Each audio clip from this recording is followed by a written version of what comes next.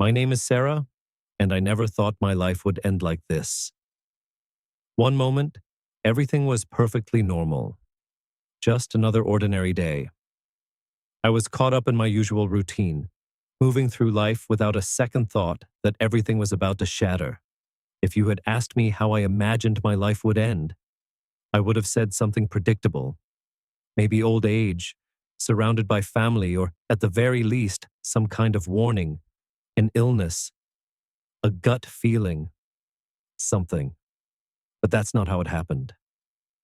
One minute I was fine. The next, everything changed. That day started like any other. I woke up, made my coffee, answered some emails, the same rhythm I'd followed 1,000 times before. The sky was overcast, but nothing felt off. There was no eerie silence, no ominous sense of doom.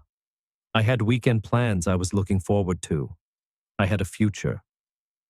At least I thought I did. The first sign something was wrong came out of nowhere. It was just a dull, nagging pressure in the back of my head. Easy to ignore. Something I blamed on staring at my screen too long, or maybe not drinking enough water. I brushed it off, even as my vision blurred a little at the edges, even as my thoughts felt slower, almost like they were slipping just out of reach. Then the pain sharpened, not like any headache I'd ever had. This was deeper, heavier, like something was collapsing inside my skull. My breath caught, my knees buckled. The room tilted like I was on a sinking ship, and my heart pounded. Hard, erratic, almost like it was beating in a rhythm my body couldn't follow. I tried to move, to steady myself, but my legs didn't feel like mine anymore. The world blurred, my vision narrowing until it felt like I was looking through a tunnel. My breath sounded far away, like someone else was gasping for air in my place. My body, my own body, was slipping away from me, piece by piece. There was this deep, primal wrongness, the kind that doesn't come from fear or pain, but from knowing in your bones that something irreversible is happening. I was falling, then nothing. For a moment, there was no pain, no sound, no weight. Just silence. I was suspended between one breath and the next, waiting for the impact, the jolt of hitting the floor, the rush of panic, the pain. But none of that came. Instead, I saw myself. At first, my brain couldn't process it. There I was, lying on the floor, limbs sprawled, my face pale and still. I was looking at my own body, from the outside. There was no panic, just this eerie calm, like I was watching someone else entirely. I wanted to reach out, to shake myself awake, but I couldn't. I wasn't in my body anymore. Something was pulling me, gently at first, like a current nudging me forward. And then it got stronger, more insistent, like I was being tugged somewhere I couldn't see. The world around me, my living room, my life, started to dissolve into this soft, glowing light. It felt warm, familiar somehow, but also completely unknown. I thought I'd wake up in a hospital bed, groggy and disoriented, surrounded by beeping machines and worried doctors, but I wasn't waking up, because I wasn't coming back. I hovered there in disbelief, staring down at the body I used to call mine. My face was so pale, my lips slightly parted like I was still trying to take one last breath I'd never get. A cold wave of realization washed over me. I was outside of myself. Panic hit me like a lightning bolt. This couldn't be real. It couldn't. My mind scrambled for explanations. Maybe this was some kind of hallucination, a trauma-induced out-of-body experience. Any second now, I'd snap back, gasping for air, feeling the scratchy sheets of a hospital bed under my fingers. But even as I tried to convince myself, I knew. This wasn't a dream. I saw people rush into the room. Paramedics. Their voices were sharp and urgent, but distant, like I was hearing them underwater. One of them pressed their fingers to my neck, searching for a pulse I already knew wasn't there. Another barked rapid orders into a radio clipped to their shoulder. I tried to speak, to tell them I was still here. I could see them, I could hear them, but no sound came out. I tried to reach out, to grab onto something, anything, but I had no hands, no weight, no form. I was nothing but awareness, a presence without a body. That helplessness. It was crushing. I had always believed in control, logic, reason, making sense of things, but now I was a bystander at the most important moment of my life. The moment it ended. I wanted to fight, to force myself back into my body, but something else had other plans. That invisible pull returned, stronger now. The paramedics, the flashing lights, my own still, breathless body. It all started to fade. Like a door was opening somewhere, and I was being drawn through it. And I couldn't stop it. And just like that, I was being swept toward it. I wanted to resist, to fight, to do something. But it was useless. There was no stopping it. Whatever force had hold of me, it was far beyond anything my will could counter. The world around me blurred, the edges stretching thin, like fabric being pulled too tight, until everything around me collapsed into darkness.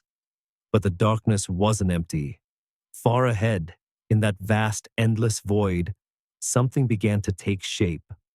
A soft glow at first, faint and distant, but steadily growing. The glow spread, shifting and expanding, until it became a tunnel made of pure, radiant golden light. But it wasn't just light. It was alive. It pulsed, breathed, reached for me in a way that was beyond anything human. It wasn't just something to see. It was something I felt. It wasn't a glow. It was a presence. Something vast. Something that knew me, intimately, in ways even I didn't fully know myself. And somehow, I knew this presence had been waiting for me. A flood of emotions crashed over me. Peace and terror, awe and fear, longing and hesitation, all tangled together at once. Part of me wanted to go back. I wasn't ready for this. But it didn't matter what I wanted. The pull was getting stronger, and before I could even try to resist, I was moving. Not walking, not flying, just moving. The light wrapped around me, swallowing me whole. And as I was pulled deeper into it, one thought rose louder than all the rest.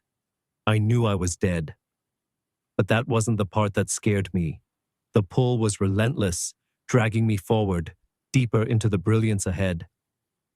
I had no control, no say in where I was going or what came next.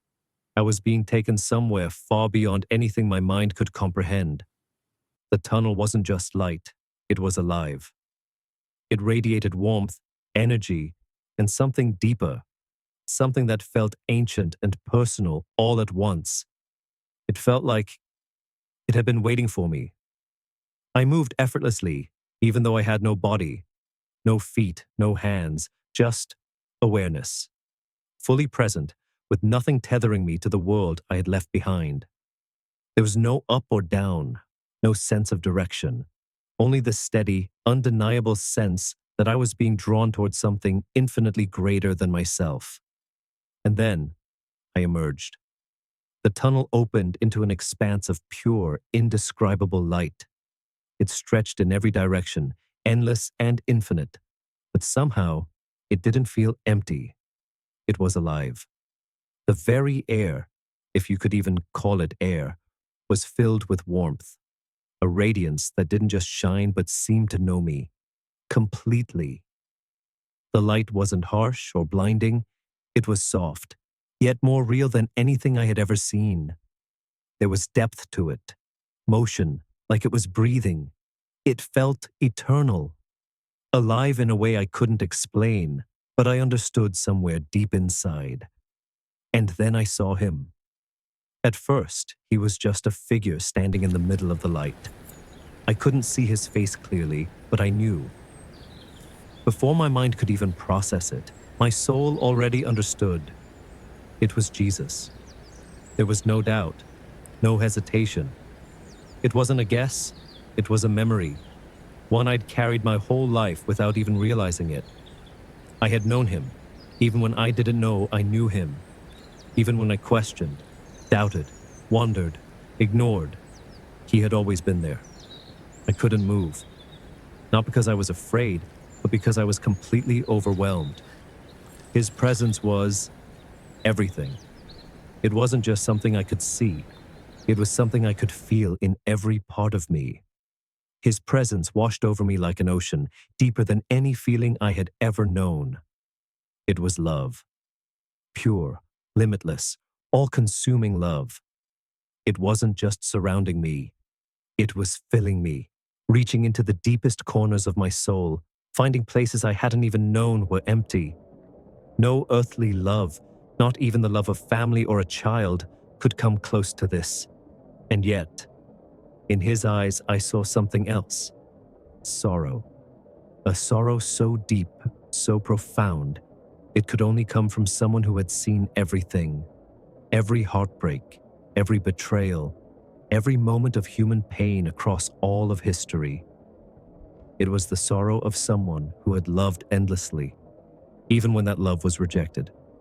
His eyes met mine, and in that instant, my soul opened up before him. There was nothing to hide. No secrets. No excuses.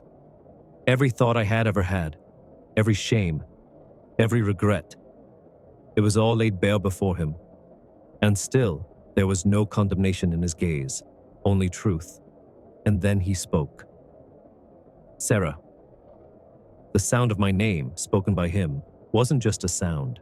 It was a shockwave through my entire being. It wasn't just hearing my name, it was being known. Completely, fully, every piece of me, every moment, every broken part. He saw it all, and he still loved me. I wanted to fall to my knees, to weep, to beg to stay. But before I could speak, he did. You were not meant to die today, not. His voice was unlike anything I'd ever heard, full of power, but gentle, firm, yet overflowing with love. It wasn't just words. It was truth itself, spoken directly into the core of my being. Every syllable carried a weight my soul couldn't deny. I wasn't meant to die today. Then why was I here? Before I could even ask, he answered the question forming in my mind. There is something you must see. Something in his voice shifted. Not fear, not urgency exactly, but a deep, solemn importance. Whatever he was about to show me, it mattered more than I could understand. I opened my mouth to ask what he meant. But before I could get the words out, everything changed. The radiant light around us began to bend, fold, and pull me forward again. The warmth of his presence remained, but the scene itself shifted, transforming into something else. The love didn't leave, but the light, the golden glow, gave way to something heavier, something darker.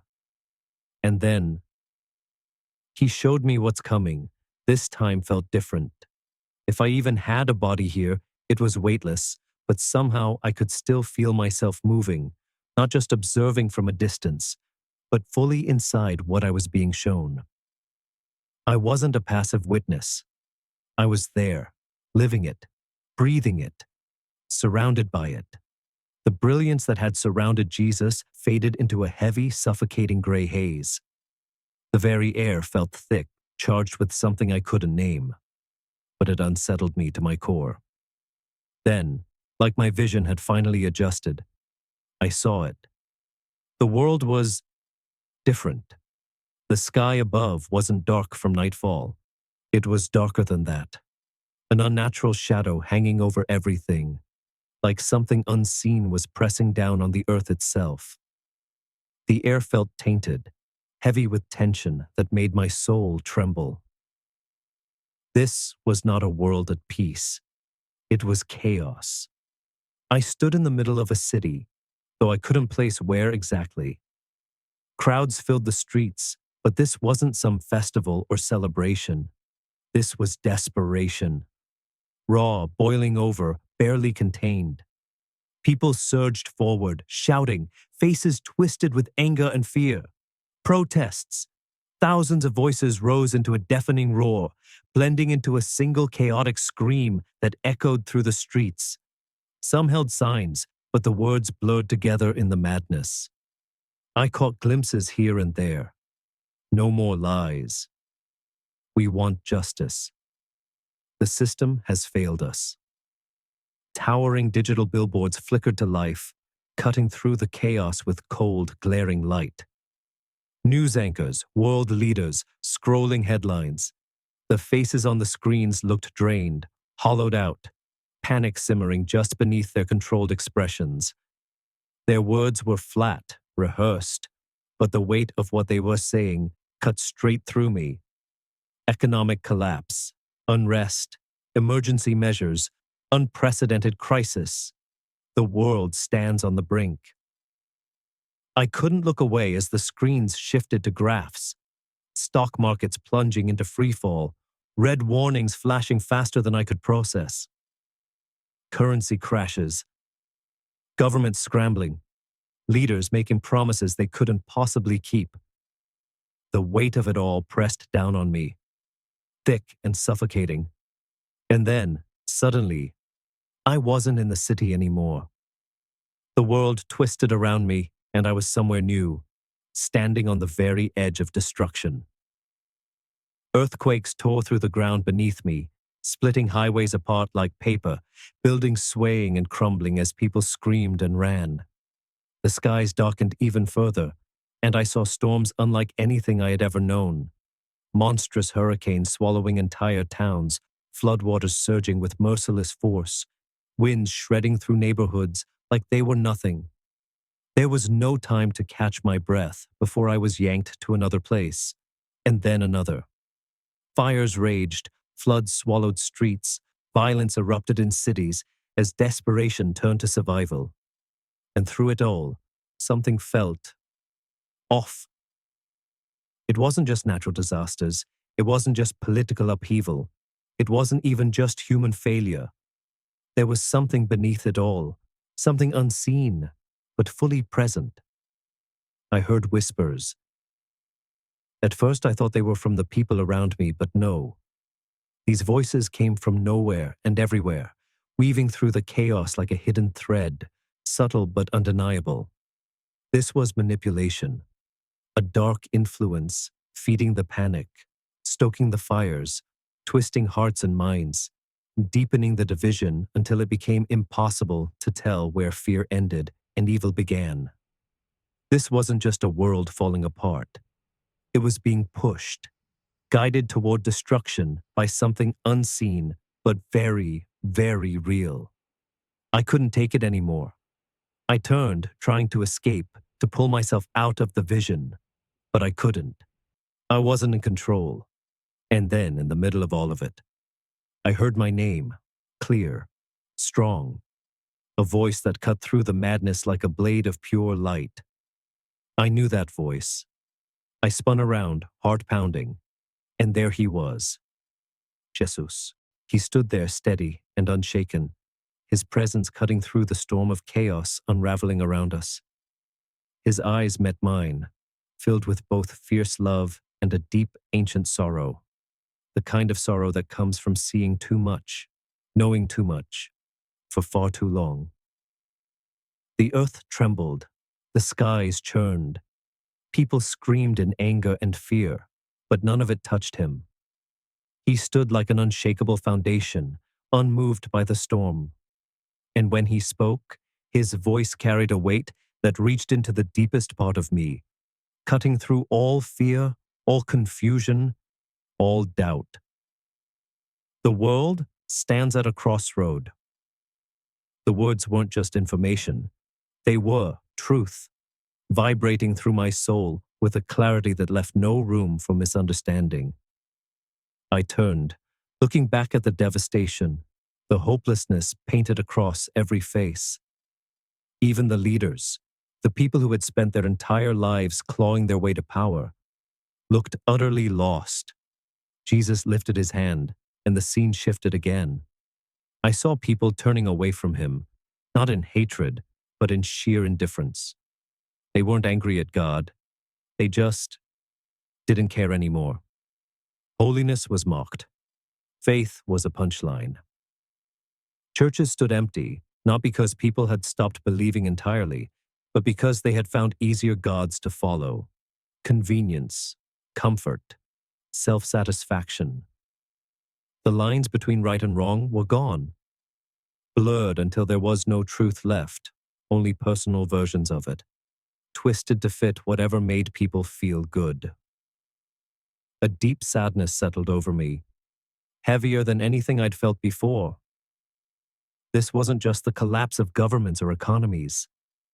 This was spiritual decay, a sickness that started in the soul and spread until it infected everything. And yet, even in all that darkness, I caught glimpses, tiny sparks of light. A grandmother kneeling beside her bed, praying in silence. I saw her. A grandmother kneeling beside her bed, her hands trembling, her lips moving softly as tears streamed down her face. She wasn't just praying. She was begging, pleading with God to save her children, to have mercy, to somehow pull them back before it was too late. I saw a young man clutching his worn Bible like a lifeline, holding it close to his chest, as though someone might tear it from his hands. He glanced around, wary of the mocking stares, the ridicule, the laughter that had become all too familiar. And then I saw a small church. No stage lights, no crowd, just a handful of believers gathered in secret, singing quietly so the world wouldn't hear. Their worship was soft, but their faith was fierce, burning like a hidden ember in the darkness. The faithful were still there, but they were few. My heart pounded in my chest as I turned to Jesus, my mind racing with questions I couldn't even fully form. Why are you showing me this? What does it mean? His eyes locked onto mine, filled with both love and unshakable authority. You must warn them. The weight of those words crashed over me like a tidal wave. This wasn't just something I was seeing. It was something I was being called to speak. This wasn't a message for me alone. I turned back to the unraveling world, heart heavy with the weight of what I now knew. The disasters, the earthquakes, the storms, the fires, they weren't random. They weren't just unfortunate coincidences. They were warnings. The earth itself was crying out, groaning under the weight of the spiritual sickness that had taken root in the hearts of humanity. But no one was listening. People brushed it all aside, explaining it away with scientific reports, political blame games, or economic theories. They ran to experts, to data, to analysis, but never to God. They refused to see the truth beneath it all. The earth was convulsing under the weight of human pride, human sin, human rejection of the very one who created it. The division wasn't just between nations anymore. It had seeped into homes, into marriages, into churches. I saw husbands and wives at war with each other, parents abandoning their children, children turning on their parents. Even within the body of Christ, I saw believers tearing each other apart, not over doctrine or truth, but over pride, over power, over the desperate need to be right. It was all unraveling, faster than anyone realized.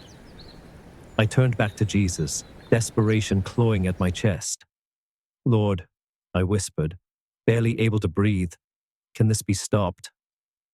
His answer shook me to my core. Jesus stood there, steady as a rock, his gaze unwavering.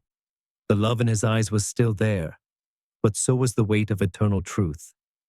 His presence alone calmed the storm rising inside me, but the gravity in his voice made my very spirit tremble. He didn't answer with words right away. Instead, he lifted his hand, and the chaos around me froze. The fires paused mid-flame. The screams fell silent. The storms held their breath. The building stopped crumbling. Everything hung there, suspended between what had already happened and what could still be changed. And then I saw it. Two paths stretched out before me. The first led toward light, a world washed clean. The air was clear, the skies warm and bright, like the calm after a storm. There was still struggle, still hardship, but it was different. It wasn't ruled by fear. I saw families reunited. I saw churches full of life and truth, their doors open wide, filled not with performance, but with real, desperate worship. I saw people turning their hearts back to God, not out of fear, but because they wanted Him again. Their faces were marked by humility and repentance, not arrogance or self-righteousness. Even leaders spoke with honesty, not for power, but for truth. Those who had once manipulated and controlled either stepped aside or were replaced by men and women who actually sought wisdom instead of personal gain. It wasn't a perfect world, but it was healed. And then I turned and saw the other path. The moment my eyes fell on it, my soul recoiled. This was the future if nothing changed. The protests I had seen before? They had exploded into all-out violence. The cities were unrecognizable, overrun with chaos, law and order completely dissolved. People weren't just fighting over politics anymore. They were fighting for survival itself.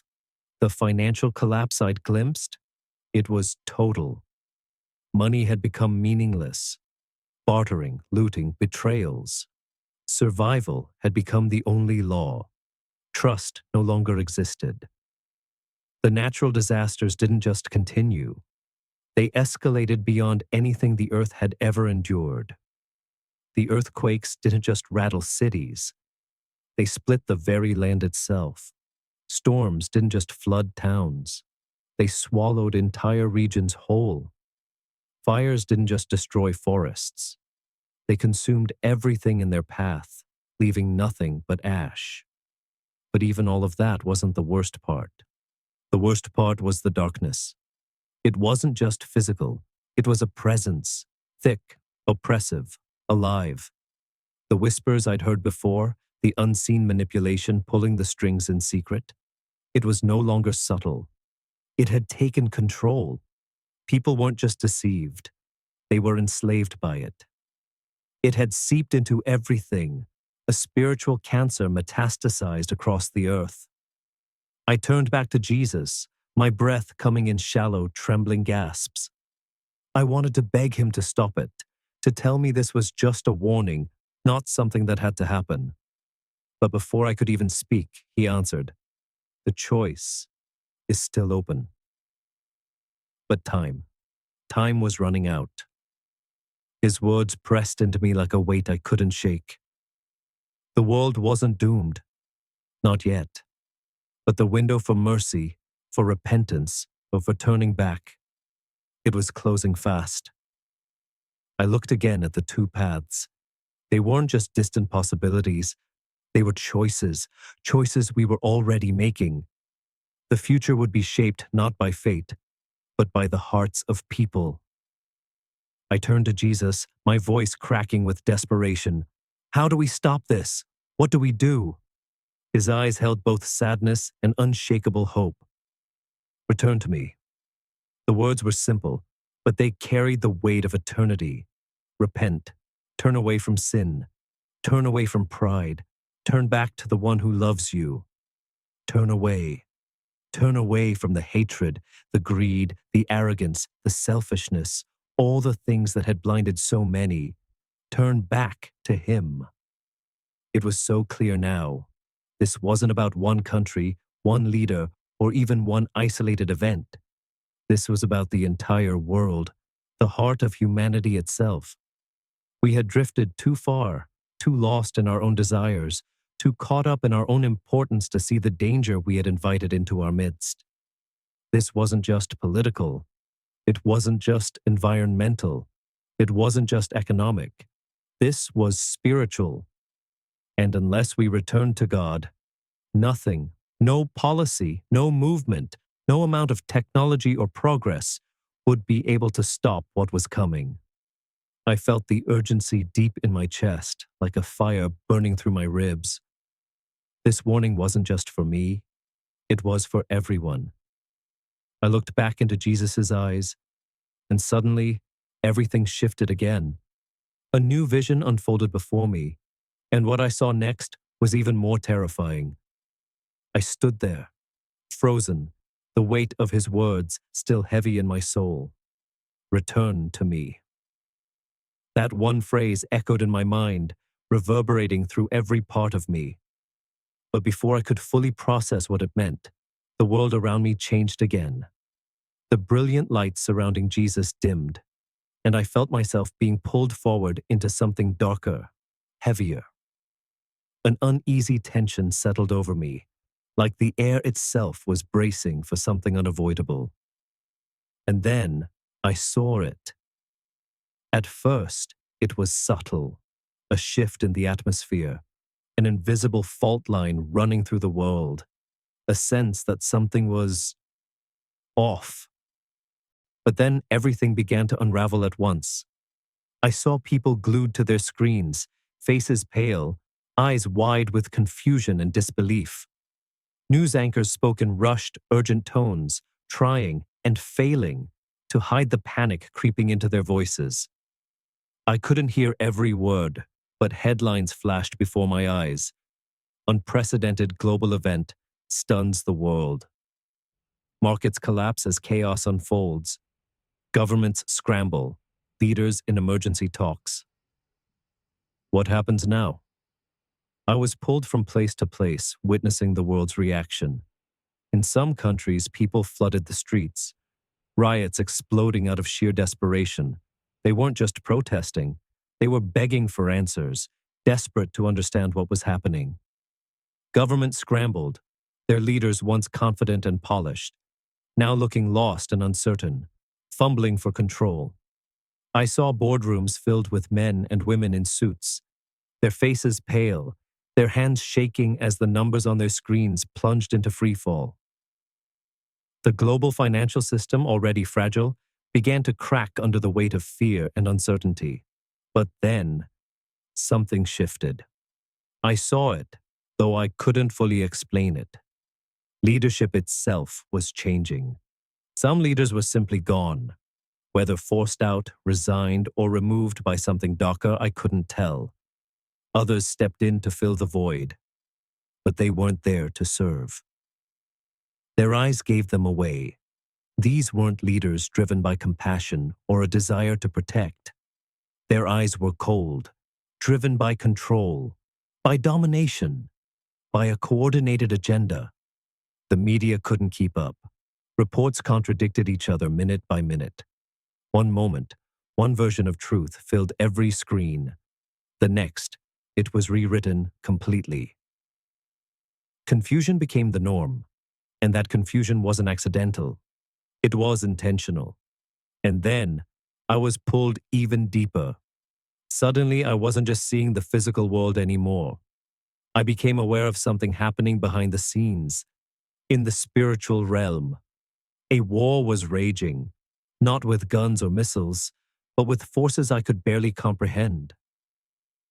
I saw light clashing against darkness, angels and demons, not as metaphors or symbols, but as terrifyingly real as the ground beneath my feet. The forces of darkness weren't hiding anymore. They were moving openly, boldly, working through people, through governments, through entire systems, weaving deception into every part of society. And I saw who they were after. It wasn't just presidents or kings. It wasn't just global elites or military leaders.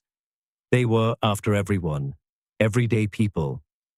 The war wasn't for borders, it was for souls. Fear and deception were their greatest weapons. I saw it spread like a sickness, poisoning minds, twisting truth until people couldn't tell right from wrong anymore.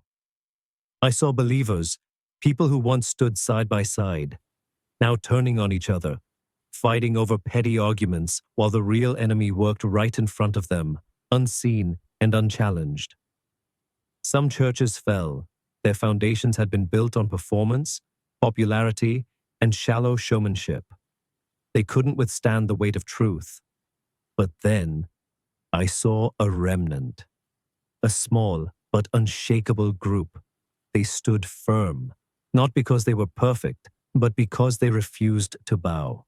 They knew the cost of truth, and they were willing to pay it. Jesus never looked away from me as I watched. "This is what's coming," he said. His voice carried both power and sorrow, the ache of a heart that loves too deeply to give up, but knows what's at stake. I turned back to the world below, my chest tightening until I could barely breathe. The world was shifting, and there would be no going back. March 2025 was just the beginning. Something had been set in motion, something unstoppable. And the most terrifying part? Most people wouldn't even realize what had happened until it was far too late. I turned back to Jesus, my voice trembling. "What do we do?" He didn't answer right away. He let me sit in the weight of everything I'd seen, feel it press into me until I couldn't ignore it. Then finally, he spoke. "You must tell them." And in that moment, I knew. The world would never be the same again. Governments would fall, economies would break, disasters would escalate beyond anything we'd ever seen. And the unseen war, the spiritual battle raging just beyond human sight, would only intensify. Most people wouldn't see it coming, but those who had ears to hear, they would know. I stood before Jesus, my entire being trembling under the weight of what I had just witnessed. The world was changing, not slowly, not gradually, but with a force so sudden and complete it would touch every life on earth. And now, the question was no longer what's coming. The question was, would anyone listen? My heart was racing, pounding so hard I could feel it in my throat. This desperate need for answers burning inside me. Lord, what do I do with this? How am I supposed to stop this? Jesus' gaze softened, but the sorrow in his eyes stayed. "You have to go back and tell them." The words hit me like lightning. They didn't just echo in my ears. They sank into the deepest part of me, reverberating through my very soul. My hands clenched at my sides, my spirit caught in a battle I couldn't escape. Go back. Back to the world I'd just seen unravel before my eyes. Back to a life that, just moments ago, had already ended. Jesus stepped closer, his presence wrapping around me with warmth, but the urgency in his voice didn't ease. "Some will listen, some won't. But you have to try." I opened my mouth to speak, to argue, to beg for another way. But before I could even form a word, I felt it. That same invisible force that had once lifted me from my body was now pulling me back towards it. But this time, it wasn't gentle or gradual. It was immediate, overwhelming, unstoppable. The brilliance of his presence blurred, fading into a tunnel of light. I wanted to reach for him, to hold on to the only place I'd ever felt truly whole, but I couldn't. I was being pulled back. And then the light vanished. Pain. It was the first thing I felt. It was everywhere, pressing against me from all sides like a crushing weight I hadn't even realized I'd been free of until now. My chest ached, deep, relentless, like my ribs had been caved in from the inside out. My head throbbed with sharp, stabbing pain, like a blade had been driven straight through my skull. And then the sounds, beeping, rhythmic, mechanical. Distant voices murmuring, urgent but just out of reach. The soft hum of machines, the rustling of people moving around me. Air. I sucked in a breath, gasping like someone who had been underwater too long, my lungs burning as they filled. My body convulsed, muscles tightening, trying to adjust to something they weren't ready for, being alive again. I wasn't in heaven anymore. I was in a hospital. My vision was blurry, but I could make out figures moving. Doctors, nurses, my family standing at the edge of the room, their eyes wide with disbelief. I heard my mother whisper my name, her voice trembling like she wasn't sure if I was real. A doctor stepped forward, shining a light into my eyes, muttering something about my vitals. Another shook his head, staring at the monitors like they couldn't possibly be right. This is impossible, one of them finally said. But I knew better. It wasn't impossible. I had been sent back. Over the next few hours, I learned what had happened. One moment, I was fine. The next, I collapsed. A brain aneurysm. The pressure in my skull built so fast that by the time I hit the ground, I was already gone. No pulse, no oxygen to my brain. The paramedics worked frantically, but my body wouldn't respond. By the time I was wheeled into the hospital, the doctors were already preparing my family for the worst. They declared me dead. But then, somehow, after what felt like forever, I gasped for air. My heart, which had been still for far too long, suddenly started beating again.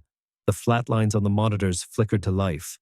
The doctors called it a medical anomaly, a freak occurrence. Some called it a miracle. But I knew the truth.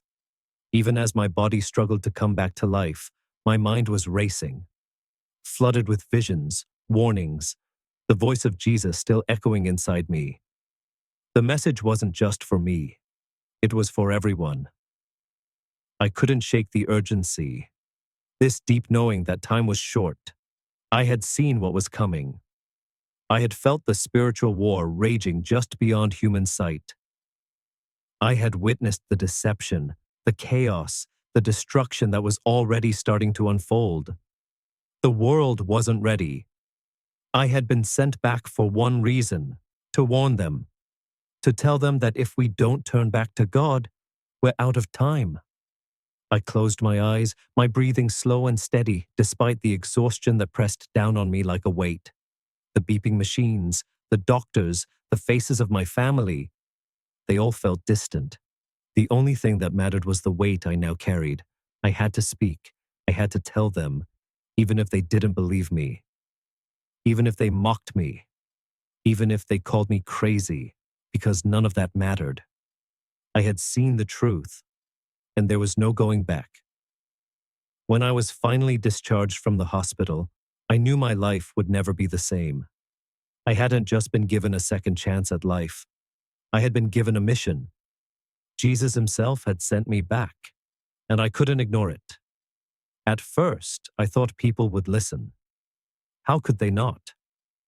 I had been dead, and the doctors had no earthly explanation for why I was alive. But I learned quickly, the truth isn't always welcome. Some laughed in my face. You were hallucinating. Your brain was shutting down, that's all. You're just another religious nut trying to scare people. Others didn't even give me a chance to speak. They dismissed me outright. But then, there were the others. The quiet ones. The ones who pulled me aside, eyes wide, voices hushed. Tell me more. They were the ones who had already felt something shifting in the world. Something they couldn't explain. Something they were too afraid to admit. They were searching for answers, sensing that something was coming, but not knowing what. They weren't the loudest. They weren't arguing on social media or debating with strangers. But they were listening. And I knew. Even if I was only sent back for them, it was worth it. Because they knew. And now they were ready to hear the truth. I wish I could tell you that what I saw was far off. Something that might happen decades from now. But that's not the truth. March is only the beginning. I don't have a timeline with exact dates or every little detail. Jesus didn't hand me a calendar, but I saw enough to know we're standing at the edge of something massive. The world is shifting, the deception is spreading, and time is running out. This isn't about politics. It's not about governments. It's not about which side you're on. This is about souls. The battle we're facing isn't between nations or leaders. It's spiritual. And if we don't turn back to Jesus now, what's coming next will be far worse than anything we've seen. I know that sounds intense, even terrifying. But listen, Jesus didn't send me back to scare you. He sent me back to give you hope. If you're hearing this, it's not a coincidence. Maybe you felt it too. That deep, unshakable sense that something is off. Like the world is heading towards something bigger than the chaos we see on the news. Maybe you've tried to ignore it. Maybe you've told yourself it's just another tough season, that things will get better because they always do. Or maybe, deep down, you already know the truth. Jesus is real. He's coming soon, and we need to turn back to him before it's too late. This isn't the time to sit on the fence. It's not the time to be lukewarm or just hope things magically fix themselves. The door is still open, but it's closing. There's still hope. There's still time to repent. There's still time to seek Jesus with your whole heart. And there's still time to share this message with the people you love, because they need to hear it too. I don't know who this was for today, but I know it was for someone. Maybe it's for you. Maybe it's for someone you care about. Either way, please don't brush this off. If you feel something stirring inside you, that's not just emotion. That's Jesus calling you. He loves you more than you could ever imagine. He's waiting for you, but he won't wait forever.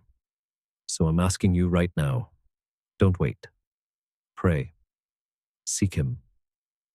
Turn back before it's too late. If you believe this message needs to be heard, please share it. Like the video. Leave a comment. Subscribe if you want to hear more testimonies that reveal the truth. Not for me, not for numbers, but because someone out there needs to hear this before it's too late. Because the next few months are going to change everything. And what happens next? That choice is ours.